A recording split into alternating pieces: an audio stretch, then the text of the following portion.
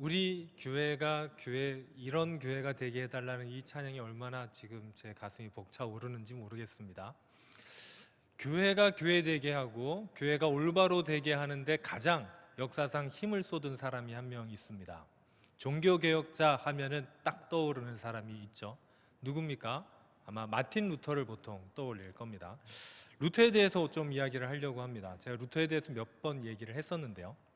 이 루터라는 사람이 참 재밌는 사람입니다. 왜냐하면 누구보다 이 카톨릭, 특별히 그 카톨릭에서 굉장히 신비적이고 좀 미신적인 것들을 제거하고 종교개혁을 일으킨 사람인데, 사실 알고 보면 루터가 굉장히 신비주의자이고 미신적인 사람이거든요. 루터 어린 시절은요, 루터의 아버지인 한스는 원래 농부였습니다. 근데 가난한 농부이다가 나중에 탄광업에 투자를 하게 되고 사업에 성공을 이루죠. 그래서 탄광업에서 성공한 사람이 되어서 루터를 굉장히 좋은 교육을 시키게 됩니다. 그런데 루터는 어렸을 적에는 굉장히 가난한 농부의 아들로 태어났죠. 그래서 아주 어린 시절에는 굉장히 미신적인 삶을 살았습니다. 왜냐하면 그 당시에는 사실 좀 굉장히 미신적인 시대였거든요. 그 당시 사람들은요, 이 교회 밖에 나가서 숲속에는 요정들이 산다고 믿었고요, 밤마다 사탄이 사람들을 시험한다고 생각을 했었습니다. 그래서 그런 우리나라로 따지면 불교에서 비롯된 그 민간 설화들 같이 기독교에서 비롯된 민간 설화들이 그 당시에 굉장히 많았었습니다. 그리고 그 당시 사람들은 성경을 직접 읽지 못했기 때문에 굉장히 직접적인 내용보다 간접적인 설화들을 통해서 배웠었거든요. 그렇기 때문에 더욱더 미신적인 신앙을 가지기가 쉬웠었습니다. 그래서 루터도 그렇게 자랐죠. 그래서 굉장히 신비주의적이고 미신적인 삶을 살았던 루터. 그 루터에게 평생 동안 따라다니던, 하나님을 만나기 직전까지 따라다니던 고통과 두려움이 있었는데요. 이거를 이제 독일어로는 앙페이툼이라고 하는데 참 번역하기 어려운 단어입니다. 근데 이 단어를 번역하자면 근원적인 고통, 존재의 고통, 이렇게 번역할 수 있겠는데요. 이 고통이 루터를 따라다녔어요.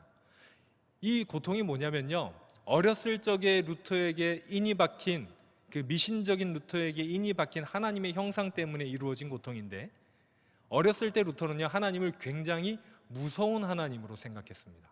그래서 조금만 잘못하면 자기를 지옥불에 쳐넣는 하나님으로 생각을 했습니다. 그래서 자기가 무엇을 해도 하나님으로부터 벗어날 수 없다는 그 고통, 자기가 얼마나 고행을 하고 기도를 하고 성경을 보고 교회에서 원하는 여러 가지 행동들을 하고 섬김을 해도 하나님으로부터는 벗어날 수 없다는 그 존재의 고통에 루터가 시달렸죠. 근데 루터만 그런 게 아니라 이 당시 사람들이 대부분 그러했습니다. 루터는 조금 더 심각했고요. 대부분 사람들은 그래서 어떻게든 하나님으로부터 그 고통에서 벗어나고자 여러 가지 행동을 하기 시작하죠. 그 사람들이 한 행동들이 되게 여러 가지인데요. 돈을 내는 것이 일반적이었고, 그리고 고행, 무릎을 꿇고 계단을 올라간다던가, 아니면 성경을 필사한다던가, 아니면 자기 몸에 상처를 낸다던가, 예수님의 상처와 같은 손바닥이나 발등에 상처를 낸다던가, 이런 여러 가지 고행들을 했습니다. 그러면서 조금이라도 이 고행을 통해서 나의 죄가 감면되기를, 하나님이 나를 좀 잘 보아주시기를 원했었죠. 저도 사실 옛날에 그랬었습니다. 제가 중고등학교 때요, 하나님으로부터 잘 보이고 싶어서 굉장히 여러 가지를 했습니다. 아마 여기 계신 분들도 마찬가지 아닐까요? 하나님께 잘 보이고 싶어서 성경 일독을 시작했는데요, 이 성경 일독이 얼마나 지루하고 어려운지 저는 하루에 100장 읽은 적도 있어요. 어떻게 읽냐면요, 그냥 눈만 지나가는 거예요. 읽지는 않아요. 그런데 이렇게 하면, 그래서 주일날 선생님한테 저 한 주일에 100장 읽었어요 하면 하나님이 좀 좋아하실 줄 착각을 했던 거죠. 그리고 여러 가지를 합니다. 우리 많이 하는 거 있잖아요. 기도 시간을 정해서 기도를 합니다. 저녁에 기도 시간을 딱 정해놓고, 저는 그때 저녁 9시를 정했는데요, 9시 뉴스를 아버님이 볼 때 저는 제 방으로 들어가는 거예요. 그래서 기도를 하는데, 기도 시간에 뭐 하겠습니까? 아무 생각이 안 나요. 멍하니 30분을 보냅니다. 그러고 나오면 기도를 했다. 저는 마음에 안식을 얻죠. 왜 안식을 얻습니까? 하나님이 그래도 잘 보아주실 거다라는 거죠. 큐티도 했었습니다. 저는 여러 번 얘기했지만 큐티를 1년 동안 거의 안 빠지고 하고 나서는 그 다음부터 한 5년 동안은 쳐다도 안 본 그 큐티를 굉장히 열심히 했었죠. 저는 예배도 굉장히 열심히 드렸었습니다. 근데 예배를 드린 이유가 뭔지 아십니까? 그 당시에 저는 예배를 빠지면 지옥 가는 줄 알았어요. 예배를 한 번이라도 빠지면 하나님이 딱 봐놨다가 지옥에 보내시는 줄 알고, 제 친구들이 예배 빠지고 오락실을 가면 제 친구들한테 너 그러다 지옥 간다. 그리고 저는 예배를 드리고 마치자마자 광고 시간 때 달려가서 오락실을 갔었죠. 저는 예배는 드렸으니까 예배 시간에 무슨 생각만 했겠습니까? 오락실 생각만 하는 거예요. 그러면 하나님이 저를 잘 봐주실 줄 알았습니다. 루터가 그러했고요, 많은 사람들이 사실 그러했습니다. 아마 지금도 많은 사람들이 그러할 줄도 모르겠습니다. 그런데 여러분, 하나님이 그걸 바라실까요? 과연 하나님이 의미 없이 자기 몸에 상처를 내고 아무런 뭐 없이 무릎으로 계단을 걷고 성경을 필사하고 의미 없이 성경을 하루에 100장씩 읽고 이런 것들을 하나님 좋아하시겠습니까? 저는요, 아니라고 생각합니다. 좀 더 과격하게 말하면 소용이 없는 짓이었다라고 생각합니다. 여러분, 이 오늘 본문을 쓴 미가의 시대도 그랬습니다. 이게 아하스 왕의 시대라고 생각이 되는데요, 여러분, 그때도 제사는 드려졌고요, 제물은 잡았었고 제사장들이 제사를 진행을 했었습니다. 그때도 선지자들, 거짓 선지자들이 많았지만 활동을 했었고요, 하나님의 말씀이라고 울려 퍼지는 선포들이 있었습니다. 그럼에도 불구하고 오늘 본문은요, 그게 다 소용이 없는 것처럼 이야기합니다. 본문 6절에서 7절을 보면 1년 된 송아지, 천천의 순양, 만만의 강물 같은 기름, 심지어 나의 인생의 열매인 내 만화들을 바쳐도 소용이 없는 듯한 뉘앙스를 풍깁니다. 소용이 없는 거죠. 그런 다 필요 없는 행동들처럼 오늘 본문은 이야기합니다.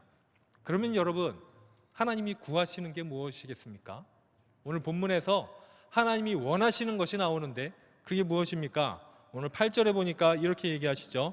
사람아, 주께서 선한 것이 무엇임을 내게 보이셨나니 여호와께서 내게 구하시는 것은 이라고 얘기하는데요, 주께서 선한 것이 무엇임을 보이셨다. 선한 것, 영어로 번역된 것은요, 굿입니다. 굿, 좋은 것, 선한 것. 여러분, 하나님이 보이신 선한 게 무엇일까요? 그걸 알려면 미가서 전반부를 좀 이해를 해야 됩니다. 여러분, 미가서의 저자인 미가는요, 갓지파에 속한 사람이고요, 본문에 이 성경에 나오지만 모레셋이라는 아주 작은 마을 출신이죠. 미가서의 전체 내용을 보면요, 유다 또 이스라엘, 특별히 지도자들의 부패를 고발하고 멸망을 예언합니다. 이사야 시대와 겹치는 부분이 있는데요, 이 유다와 이스라엘의 멸망을 예언한 이 미가의 전반부 내용은 이렇습니다. 1, 2장은요 이스라엘과 유다의 죄에 대해서 고발하고 멸망을 예언합니다. 3장은 통치자들의 죄를 직접적으로 꼬집고요, 4장은 그 이후에 이루실 하나님께서 이루시는 회복, 하나님께서 다시 한번 일으키실 그 구원을 이야기하면서 5장에는 다시 오실 구세주, 유명한 베들레헴 에브라다야, 이 이야기가 나오는 구절이죠. 5장에 그런 구세주에 대해서 이야기합니다. 요약하면 이것이죠. 죄로 인해서 멸망할 것인데 멸망으로 끝이 아니라 뭐가 됩니까? 회복된다. 하나님께서 구원해 주신다. 구세주를 보내주신다 라는 것이죠. 그러면 요약하면 어떻습니까? 미가가 말하는 하나님이 보이신 선하신 게 무엇이겠습니까? 요즘 단어로 바꾸면요, 저는 복음이라고 이야기합니다. 복음이죠. 하나님의 구원의 역사, 하나님의 회복의 역사, 하나님의 사랑, 하나님의 은혜, 이런 것들이 다 뭡니까? 하나님께서 보이신 선한 것입니다. 그러면 오늘 본문은 이렇게 얘기하는 거예요. 하나님께서 선한 것을 보이셨는데, 하나님께서 너희에게 은혜를 베푸실 것이고 하나님이 너희를 사랑하시고 하나님이 너희와 함께 하시는데, 그 하나님이 너희에게 구하는 것은 무엇이냐 라는 거죠. 우리에게 은혜를 주신 하나님께서 우리에게 원하시는 것은 무엇입니까? 오늘 본문 8절에는 이렇게 나옵니다. 정의를 행하고 인자를 사랑하는 것. 여러분, 이거를 종합하면 성도의 삶에 관한 겁니다. 삶. 의미 없는 종교적 행위들, 천천의 수양이나 만만의 강물 같은 기름, 혹은 1년 된 숫송아지를 드리더라도 그것이 의미 없는 종교적인 행위라면 그것보다는 하나님께서 원하시는 것은 정의를 실천하는 것, 그리고 인자를 사랑하는 것이죠. 인자는 영어로 번역할 때 mercy라고 번역되든지 kindness라고 번역되는데, 자비 혹은 친절 뭐 이런 식으로 번역이 됩니다. 그러니까 하나님께서 원하시는 것은 정의를 실천하고 친절하게 대하고 자비롭게 사람들을 대하는 것이다 라고 이야기하는 것이죠. 그런데 이게 참 옳은 말이죠. 옳은 말 같은데 뭔가 하나 부족한 것이 있습니다. 뭐냐면요, 여러분, 그러면 이게 맞다면 예배도 안 드리고 기도도 안 하고 찬양도 안 하고 다 안 하는데 정의롭게만 살고 자비를 베풀고 친절하게 살면 됩니까? 그 말입니까? 아니요, 그건 아닌 것 같아요. 여기서 말하는 정의와 자비에는요, 하나님이 포함되어 있는 단어입니다. 하나님 없는 정의와 하나님 없는 자비를 말하고 있지 않습니다. 그래서 그 뒤 마지막 구절에 이렇게 얘기하는 것이죠. 하나님이 원하는 것은 겸손하게 내 하나님과 함께 행하는 것이다. 결국은요, 마지막부터 거꾸로 올라갑니다. 하나님과 함께 행하면서 정의를 실천하고 자비를 사랑하고, 그리고 그 후에 하나님께 예배를 드리고 신앙적인 행동을 해야 된다라는 것이죠.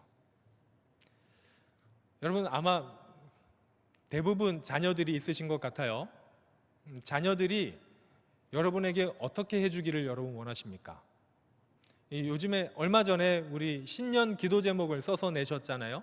저희 그 교구 목사들이 그걸 정리해서 디모데에 다 올렸는데, 그때 보면 대부분의 기도 제목에 안 빠지는 기도 제목이 있어요.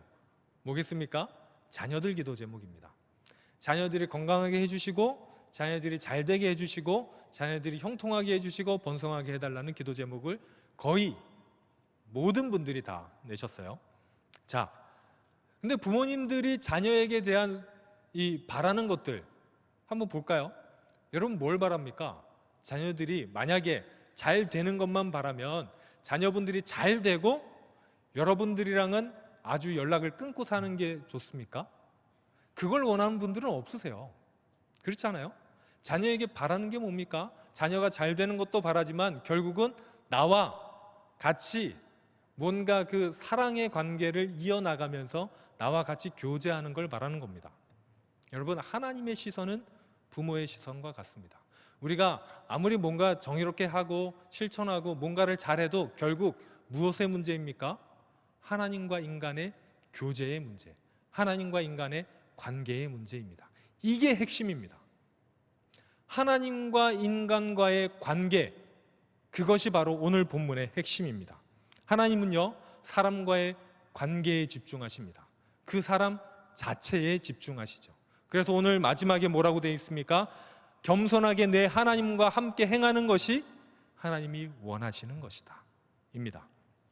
하나님과의 동행, 하나님과의 사랑, 하나님과의 교제가 우선이 돼야 된다는 것이죠. 거기에서부터 하나님과 동행하는 삶이 나오고요, 즉 정의를 실천하고 인자를 사랑하는 삶이 나오고, 또 거기에서부터 예배, 기도, 찬양이 나오게 됩니다. 근데 재밌는 것은요, 그렇게 이루어진 예배와 기도와 찬양은요, 우리를 다시 하나님과 가까워지게 만들죠. 그래서 우리가 하나님께 더 가까워지고 더 가까워지는 삶을 살고, 거기에서 더 가까워지는 예배를 드리고 다시 우리를 하나님과 더 가까운 관계로 이끌어 갑니다. 이걸 선순환이라 그러죠. 아까 이전에 있었던 것은 악순환이고요, 이것은 선순환입니다. 어디서 시작합니까? 하나님과의 관계에서 시작됩니다. 결국 하나님의 소원은 우리입니다. 하나님의 소원은요, 저희고 여러분입니다. 하나님의 소원은 무언가를 이루거나 무언가를 어떻게 하는 것이기보다는 우리 자체를 원하고 계십니다. 하나님은 우리를 원하십니다. 이제 만약에 여러분 하나님으로부터 멀리 떨어져 있다고 생각되시는 분들이 있다면요, 하나님께 가까이 나가시길 바랍니다. 왠지 요즘에 나의 예배가 공허하다고 느끼시는 분들이 있으시다면, 나의 찬양이 의미가 점점 퇴색되어지다고 느끼시는 분이 있으시다면, 기도 시간이 점점 지루해지고 있다고 느끼시는 분들이 있으시다면, 하나님께로 더욱 가까이 나가시는 우리 여러분들이 되시기를 바랍니다. 그래서 하나님과의 관계에 더욱 집중하게 되시는 우리 모든 시흥교회 성도님들이 되시길 바랍니다. 그럼 어떻게 우리가 하나님과의 관계에 가까워질 수 있을까요? 그게 쉽지가 않잖아요. 제가 한때 슬럼프라고 하잖아요. 신앙적인 슬럼프가 왔을 때가 있습니다. 한참 뜨거웠다가 슬럼프에 빠진 거죠. 그때 아까 제가 말씀드렸던 그 상황이 저한테 모든 게 다 이루어졌어요. 예배를 드리는데요, 집중이 안 됩니다. 말씀에 집중이 안 돼요. 찬양을 부르는데 그전에는 찬양을 불러도 한 자락만 불러도 눈물이 났었는데 어느 순간 갑자기 아무런 감동이 없는 거예요. 기도도 너무 지루해요. 다 하기가 싫은 거예요. 심지어 교회 가기가 싫었어요. 분명히 나는 하나님을 인격적으로 만났었는데, 그리고 정말 깊은 신앙생활을 했다고 생각했었는데 어느 순간 그게 다 무너져 버린 그 순간이 있었습니다. 여러분, 그때 그런데 지나고 보니까 그때 누가 저를 다시 하나님께로 이끌어 주셨냐면요, 성령님이 이끌어 주셨더라고요. 성령님이 저를 이끌고 계셨더라고요. 여러분, 베드로전서에 보면 예수님을 산 길이라고 표현합니다. 살아있는 길이다. 여러분, 우리가 하나님께 나갈 수 있는 길은 유일하게 한 분 계신데요, 누구십니까? 예수님 뿐이십니다. 그래서 우리가 하나님께로 가까워지려면 예수님을 통해야 되는데, 우리가 그 예수님을 발견하지 못할 때 누가 우리를 도우십니까? 성령님께서 우리를 도우십니다. 어두캄캄한 우리의 마음속에 성령님께서 빛을 비춰주시거든요. 주로 그 빛은 말씀을 통해서 비추시지만 여러 가지 모양으로 우리에게 빛을 비춰주십니다. 성령님께서 우리에게 빛을 비춰주시고 손으로 인도하여 이끌어주시죠. 그렇기 때문에 만약에 지금 길을 잃었다고 생각하시는 분들, 어둠이 있다고 생각하시는 분들, 내가 다시 하나님께로 나가야겠는데 안 될 것 같다고 생각하시는 분들이 만약에 여기 있으시다면 여러분, 걱정하지 마십시오. 성령님께서 여러분을 도우십니다. 성령님께서 함께 하시고 여러분들 기필코 밝은 곳으로 인도하여 주실 것입니다. 때문에 여러분, 예수님을 믿고 의지하고 신뢰하며 성령의 도우심으로 한 발자국 나가시기 바랍니다. 그때 하나님의 소원인 여러분들이 하나님을 만나게 될 것입니다. 다시 만나서 다시 깊어지는 예배의 자리로 나가고 날마다 주님과 가까워지는 모든 신앙의 삶과 모든 성도의 삶과 모든 예배와 기도와 찬양을 다시 회복하시는 우리 모든 하나님의 사람들 되시기를 주님의 이름으로 축원합니다. 기도하겠습니다. 우리를 언제나 사랑하시고 지금도 우리를 붙들고 계신 하나님, 이 시간 주님 앞에 무너지고 엎드러져 있는 저희가 다시 한번 주님의 말씀 가운데 무릎을 꿇사오니 저희를 다시 일으켜 세워 주옵소서.